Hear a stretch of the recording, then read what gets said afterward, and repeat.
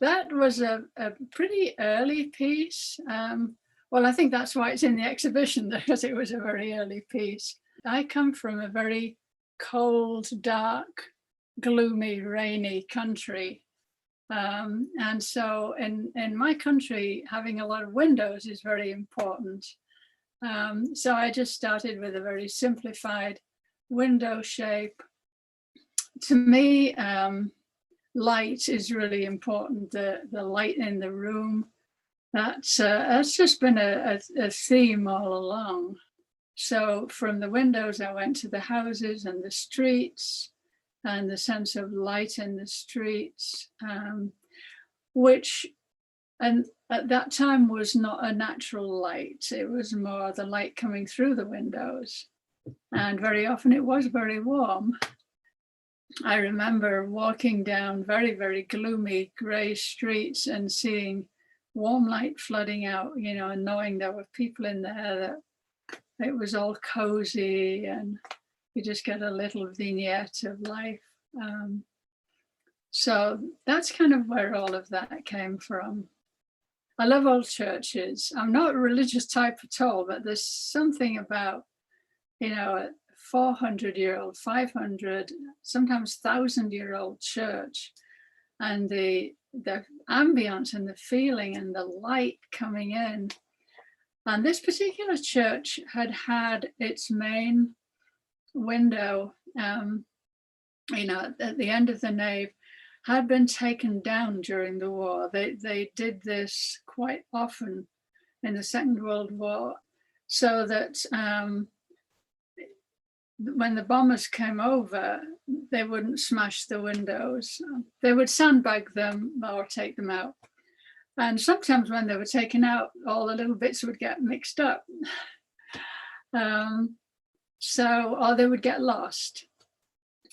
So when they put it back together, they would fill up the spaces with just ordinary clear or grey glass.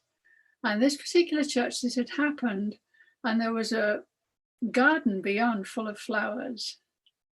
And so the flowers were all sort of broken up, little bits of light of red or green or, all the different colors.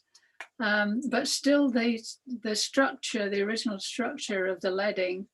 And that was just very, very intriguing. So that was where that one came from. Again, it is a window, but it's a very different kind of a window. I was sailing in Lake Ontario, and I wasn't the owner of the boat or anything. I was just a guest on the boat. And in order to get back into harbour, we had to switch to a motor because the harbour entrance or the marina entrance was kind of tricky. You couldn't sail in with the winds, or, and the batteries were flat. So here we are in the middle of the lake and we can't get in. So they radioed the Coast Guard, and he brought out batteries. And somebody took a picture of me sitting by the main mast. My job was to hold the two boats together while they transferred the batteries or got the engine started.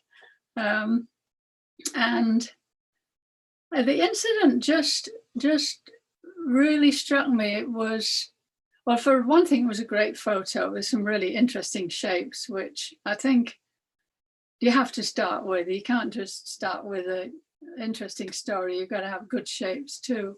But so often in life, we have brief encounters like that where somebody comes to help us, and you didn't know that help would even be available. I mean, I thought we're just going to be out here all day sort of thing, or maybe he's going to bring out some oars and we're going to have to row the thing in. But there's just a lot of meaning to the sense of human beings coming together briefly, and help and encouragement and acceptance. So the Coast Guard didn't tell us off. He wasn't berating us. He was glad he could do his job, and help somebody. And it was just a whole good feeling about it. So, they say make art about your life, and there's so much in our lives that we can make art about. And I've pretty much always done that. The things that strike you in your everyday life that are meaningful to you are great starting points for ideas for art, whatever your art might be. And particularly things that are kind of universal, and the idea of a brief encounter with another person is definitely universal. Georgia's in 3 distinct regions, and North Georgia has a lot of trees. Well, all of Georgia has a lot of trees. Our main crop here is pine. You know, people think peaches or peanuts, but in fact it's not. So Georgia has a lot of trees, particularly as you go north.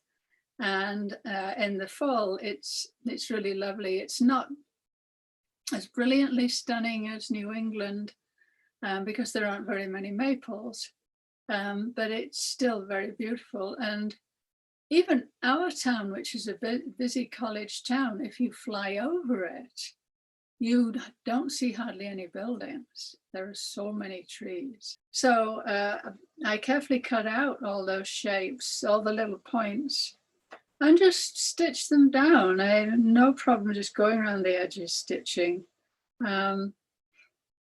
And, you know, I was just thinking about some of the photographs I'd taken up on a trip up to Aramont. There's a lot of art and craft schools up, actually not in Georgia, but in Tennessee and Western North Carolina, where I would take classes or teach classes, and I would pass through there to Hala Forest and just see little bits of houses peeking out, but not very much. And it's just a sense of place. So that was a very, very pretty one, and some lucky person owns it, not me. I don't know. I do try and sell everything, because what's the point in having a cupboard full of quilts, you know? So somebody's enjoying it, I hope.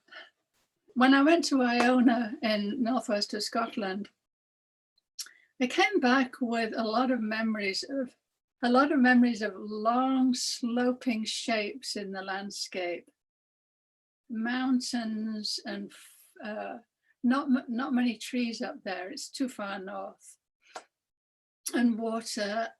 And at the same time, I saw a series of paintings of my home county, which is Yorkshire, where England's favorite painter, who's called David Hockney, did a series of paintings of the Wolds, which is on the east part of Yorkshire, where I went to university.